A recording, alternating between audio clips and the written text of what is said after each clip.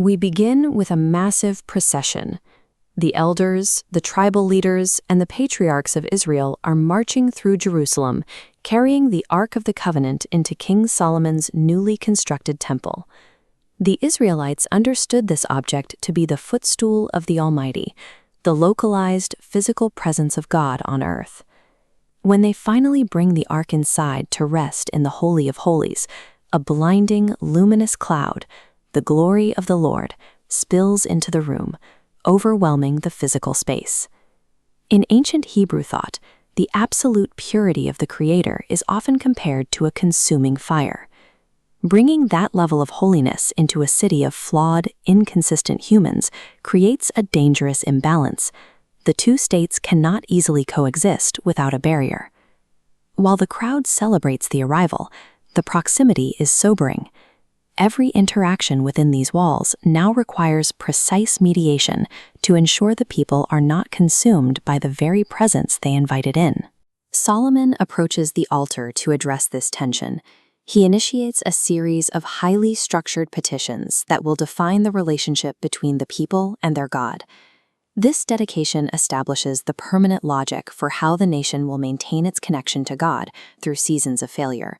It is a framework for survival. Look at the road leading up to this moment.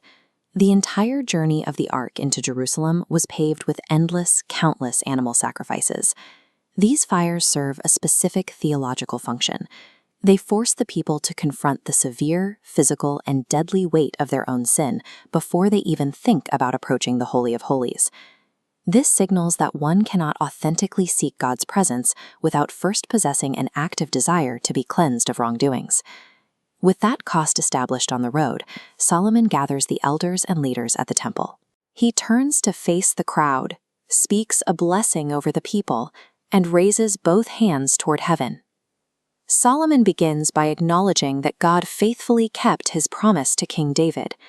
Starting here frames the entire interaction around God's authority and faithfulness. This suggests the foundation of reconciliation is built on accepting the cost of sin and submitting to divine authority.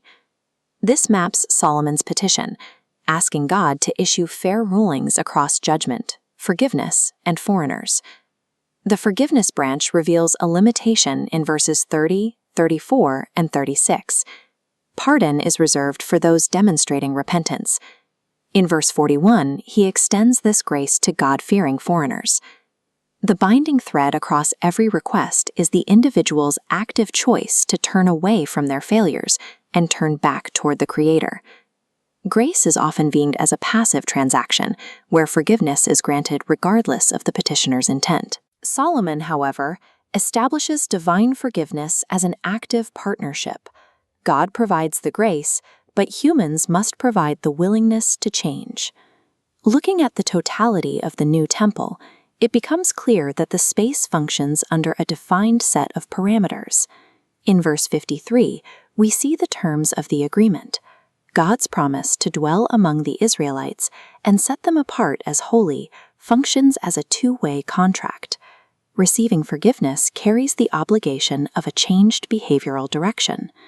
To maintain this proximity to the divine, the people must commit to observing God's statutes and commandments in their daily lives. Solomon's prayer creates a standard that applies to any context where people seek reconciliation with the divine. Because God is completely holy and righteous, a simple, casual apology for sin is insufficient to bridge the gap. The text leaves us with a final challenge. Are you merely seeking the comfort of God's presence, or are you actually willing to abandon the behaviors that sever that connection?